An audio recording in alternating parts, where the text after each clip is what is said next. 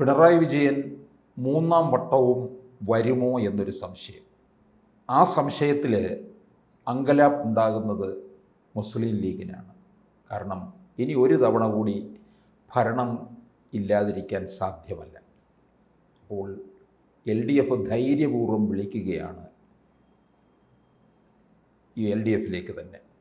അപ്പോൾ ആ ക്ഷണം സ്വീകരിക്കുമോ എന്നാണ് ഇനി അറിയേണ്ടത്. നയം തിരുത്തേണ്ടി വരുമോ?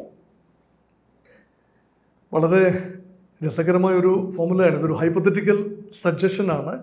യഥാർത്ഥത്തിൽ ലീഗിന് ഔപചാരികമായ ഒരു ക്ഷണമില്ല LDFിൽ നിന്നും. ലീഗ് ഒരു രീതിയിലും LDFിന് ആപ്ലിക്കേഷൻ കൊടുത്ത് കാത്തു നിൽക്കുകയുമല്ല. PV അൻവർ കോൺഗ്രസ് പാർട്ടിയോട് വിലപേശുന്നത് പോലെ, അല്ലെ UDF പ്രവേശനത്തിന് വേണ്ടി കാത്തിരിക്കുന്നത് പോലെ LDF പ്രവേശനത്തിന് വേണ്ടി കാത്തിരിക്കുന്ന കക്ഷിയല്ല ലീഗ്. പക്ഷെ ഇവിടെ സാർ സൂചിപ്പിച്ച ഒരു ഫാക്ടർ വളരെ റെലവൻ്റാണ്. അധികാരത്തിൻ്റെ സുഖശീതളമയിൽ നിന്നും എത്ര കാലം മാറി നിൽക്കാം ഒരു പാർട്ടിക്ക്? അത് കോൺഗ്രസ് ആകട്ടെ ലീഗ് ആകട്ടെ, കേരളത്തിൽ അത് അത്ര പരിചിതമല്ല.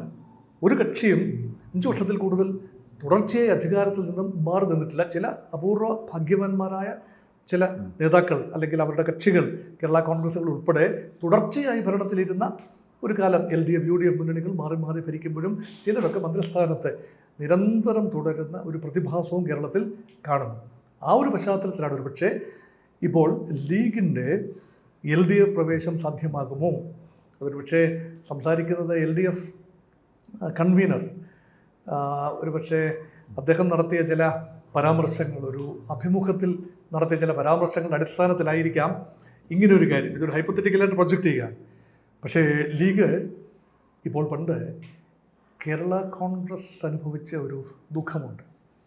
ജോസഫിനോട് അന്ന് PJ ജോസഫിനോട് അന്ന് EMS നമ്പൂതിരിപ്പാട് പറഞ്ഞു, ഞങ്ങൾ എടുക്കാം, ഞങ്ങൾ നിങ്ങളെ മുന്നണിയിലെടുക്കാം, പക്ഷേ പള്ളിയെ തള്ളിപ്പറഞ്ഞ് വരണം.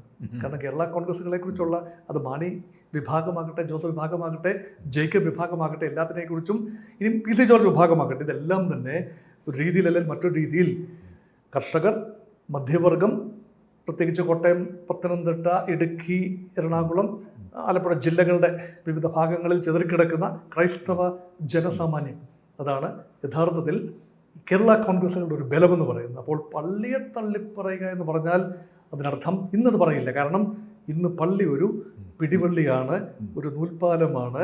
അല്ല എങ്കിൽ എല്ലാ രാഷ്ട്രീയ കക്ഷികളും, അത് BJP ആകട്ടെ, കോൺഗ്രസ് ആകട്ടെ, CPM ആകട്ടെ, എല്ലാവരും തന്നെ ആ ഒരു കാര്യം പറയില്ല. പക്ഷെ ഒരു കാലത്തെ ആ ഒരു പ്രത്യയശാസ്ത്രത്തിൻ്റെ ചില കെട്ടുപാടുകൾ ഉണ്ടായിരുന്നു EMSൻ്റെ കാലത്ത്. അപ്പോൾ അതുപോലെ ലീഗ് എടുക്കണമെങ്കിൽ ചില കാര്യങ്ങൾ തള്ളിപ്പറഞ്ഞ് വന്നാൽ ഞങ്ങൾ പരിഗണിക്കാം. അത് ഒരു ഹൈപ്പത്തറ്റിക്കലാണ്. ഇപ്പോൾ തള്ളിപ്പറയേണ്ട കാര്യങ്ങളെക്കുറിച്ച് അവർ മുൻകൂട്ടി പറഞ്ഞു. ക്ഷണമൊന്നുമില്ല, അവർ അപ്ലൈ ചെയ്തിട്ടുമില്ല. പക്ഷേ തള്ളിപ്പറഞ്ഞ് വരിക ആരെയാണ്? ജമാഅത്തെ ഇസ്ലാമിയെയും SDP-യെയും തള്ളിപ്പറഞ്ഞ്. കാരണം അവർ മത രാഷ്ട്രവാദികളായ കക്ഷികളാണ്. അപ്പോൾ TP രാമകൃഷ്ണനെ സംബന്ധിച്ചിടത്തോളം ലീഗ് ഇവരെയൊക്കെ വെള്ളപൂശി UDFന് അനുകൂലമായ, ലീഗിനും കൂടി അഭിമതമായ രീതിയിൽ ഇപ്പോൾ പൊതിഞ്ഞ് സംരക്ഷിക്കുന്നു എന്ന ഒരു ആരോപണമാണ് TP രാമകൃഷ്ണന്റെ ഭാഗത്തു നിന്നുണ്ടാകുന്നത്. അതുകൊണ്ട് അവരുമായുള്ള ബാന്ധവം ഉപേക്ഷിച്ചാൽ മതരാഷ്ട്രവാദമില്ലാത്ത, എന്നാൽ ഒരു സെക്യുലർ ഇന്ത്യയിൽ മുസ്ലിം നാമധേയം പേർന്നൊരു കക്ഷിയായി ലീഗ് സർവാത്മന വന്നാൽ ഞങ്ങൾ സ്വീകരിക്കാൻ തയ്യാറാണ് എന്ന രീതിയിലുള്ള സംസാരമാണ് ഏറ്റവും അവസാനം ഉണ്ടായിട്ടുള്ളത്. പക്ഷേ ലീഗിനെ സംബന്ധിച്ചിടത്തോളം അവർക്കിനി അധികാരത്തിൻ്റെ, നമ്മൾ പറഞ്ഞതാണ്, അധികാരത്തിൻ്റെ ഒരു ശിഥിളിമയിൽ നിന്ന് അവർക്ക് വിട്ടുനിൽക്കാൻ കഴിയാത്തവരാണ്. UDF ദുർബലമായിക്കൊണ്ടിരിക്കുകയാണ് എന്ന് അവർ തന്നെ ഹൈക്കമാൻഡിനെ ധരിപ്പിക്കുകയും ചെയ്തിട്ടുണ്ടെന്നുള്ളതാണ്. അതിലൊരു പോസിറ്റീവ് സൈഡുണ്ട്, ഒരു ആശങ്കപ്പെടുന്ന സൈഡുണ്ട്. പോസിറ്റീവ് സൈഡ് എന്ന് പറഞ്ഞാൽ അടുത്ത ഭരണം എന്തായാലും LDF അല്ല, BJP അതിന് പരുവമായിട്ടുമില്ല. അങ്ങനെയെങ്കിൽ പിന്നെ UDF തന്നെയാണ് ആൻറ്റി ഇൻകംബൻസിയുടെ, ഭരണവിരുദ്ധതയുടെ ഏറ്റവും അധികം പ്രയോജനം നേരിട്ട് ലഭിക്കേണ്ടത് മുഖ്യ പ്രതിപക്ഷ കക്ഷിയായ കോൺഗ്രസിനും അതോടൊപ്പമുള്ള ഐക്യജനാധിപത്യ മുന്നണിക്കുമാണ്. അതിൻ്റെ രണ്ടാമത്തെ പ്രബല കക്ഷിയാണല്ലോ ലീഗ്. അപ്പം ലീഗ് UDFനുള്ളിൽ നിന്നുകൊണ്ട് പരമാവധി വിലപേശൽ, മലപ്പുറം ജില്ലയിലെ 18 സീറ്റുകൾ, അതിൽ പരമാവധി സീറ്റുകൾ ഇപ്പം നിലമ്പൂരൊക്കെ ഒരു നിവൃത്തി ഇല്ലാത്തതുകൊണ്ട് വിട്ടുകൊടുക്കേണ്ടി വരുന്നതാണ്. കോൺഗ്രസ് പരമ്പരാഗതമായി നാരായണ സമയം മുതൽ മത്സരിച്ചിരുന്ന സീറ്റ് എന്നുള്ള നിലയിൽ വിട്ടുകൊടുക്കേണ്ടി വരുന്നതാണ്. വണ്ടൂർ സീറ്റ്, നിലമ്പൂർ സീറ്റ്, അങ്ങനെ ചില സീറ്റുകൾ അത് കിഴക്കൻ മേഖലയിലാണ്. മറ്റെല്ലാം തന്നെ ലീഗ് പിടിയിൽ ഒതുക്കുകയാണ്. അതെല്ലാം തന്നെ വിജയസാധ്യതയുള്ള സീറ്റാണ്. പൊന്നാനി ഒക്കെ വിജയസാധ്യത കുറവാണ് എങ്കിൽ പോലും ഒരു ഫൈറ്റിംഗ് ചാൻസ് ഉണ്ട് എന്ന് അവർ വിശ്വസിക്കുന്നു. അതുപോലെ കോഴിക്കോട് ജില്ലയുടെ കുറച്ച് സീറ്റുകൾ, കാസർഗോഡ് ജില്ലയിലെ സീറ്റുകൾ, ഇതൊക്കെ ലീഗ് പറയണം. മുൻകാലങ്ങളിൽ ലീഗ് ഏറെ സീറ്റുകൾ കൊല്ലം ജില്ല, പിന്നെ പത്തനംതിട്ട ജില്ല ഒക്കെ മത്സരിച്ചിരുന്നു. പല ഇടങ്ങളിലായി തിരുവനന്തപുരം ജില്ല, തിരുവനന്തപുരം വെസ്റ്റ് എന്ന് പറഞ്ഞൊരു മണ്ഡലം ഉണ്ടായിരുന്നു, ഇപ്പോഴത്തെ തിരുവനന്തപുരം മണ്ഡലം. അവിടെ പിന്നെ ലീഗിൻ്റെ സ്ഥാനാർത്ഥികളായിരുന്നു കോണിച്ചിഹ്നത്തിൽ വർഷങ്ങളായി മത്സരിച്ചിരുന്നത്. അപ്പോൾ ലീഗിൻ്റെ ആ ഒരു ജിയോഗ്രാഫിക്കൽ വിഡ്ത്ത് കുറച്ചുകൊണ്ടുവരികയും ഉള്ള സ്ഥലങ്ങളിൽ കോൺസെൻട്രേറ്റ് ചെയ്യുകയും ചെയ്ത് പരമാവധി UDF-നോട് വിലപേശി. കഴിഞ്ഞ തെരഞ്ഞെടുപ്പിൽ UDF-ൻ്റെ കോൺഗ്രസിനോടൊപ്പം തന്നെ സീറ്റ് നേടിയ കക്ഷിയാണ് ലീഗ് എന്ന് ഓർക്കണം. ഏതാണ്ട് അതേ നമ്പർ ഓഫ് സീറ്റ്സാണ്. അപ്പം ലീഗിൻ്റെ സീറ്റുകളിൽ കോട്ടകളിൽ വിള്ളൽ കാര്യമായി ഉണ്ടായിട്ടില്ല. അപ്പോൾ ഇപ്രാവശ്യം UDF-നുള്ളിൽ തന്നെ നിന്നുകൊണ്ട് തങ്ങളുടെ ശക്തി പരമാവധി സമാഹരിക്കുന്നതിനോടൊപ്പം തന്നെ ഐക്യജനാധിപത്യ മുന്നണി സ്ഥാനാർത്ഥികളെ വിജയിപ്പിച്ചെടുക്കുക കൂടെ ചെയ്താൽ തുടർ ഭരണം ലഭിക്കില്ല, LDF-ന് തുടർ ഭരണം ലഭിക്കില്ല, UDF-ന് അധികാരത്തിൽ വരാം.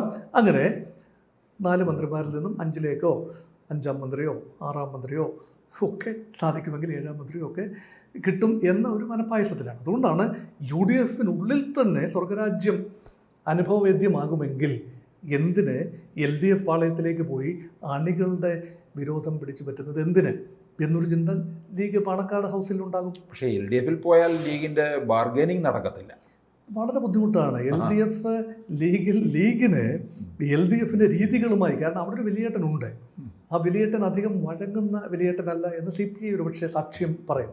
അല്ലെങ്കിൽ കേരള കോൺഗ്രസ് മാണിയുടെ അല്ലെങ്കിൽ ജോസ് കെ മാണി ഒരു പക്ഷേ പരസ്യമായിട്ട് പറയാനാവില്ല എങ്കിലും സാക്ഷ്യപ്പെടുത്തേണ്ടി വരും. വളരെ ബുദ്ധിമുട്ടായിരിക്കും.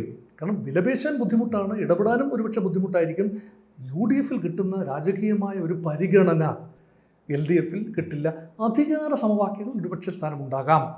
ലീഗിന് തീർച്ചയായും കൊണ്ടുവരാൻ നോക്കുന്ന മലപ്പുറം ജില്ലയിൽ നിന്നുള്ള N ബ്ലോക്ക് സീറ്റുകൾ കൊണ്ടുവന്നാൽ ഒരുപക്ഷെ ഒരു ടൈറ്റ്ലി കോർണേഡ് കോൺടെസ്റ്റിൽ UDF-നെ പരാജയപ്പെടുത്തി LDF-ന് സാങ്കേതികമായി തുടർ ഭരണത്തിലേക്ക് വരാൻ സാധിക്കും, ലീഗും കൂടെ ഉണ്ടെങ്കിൽ എന്ന് വിശ്വസിക്കുന്നു.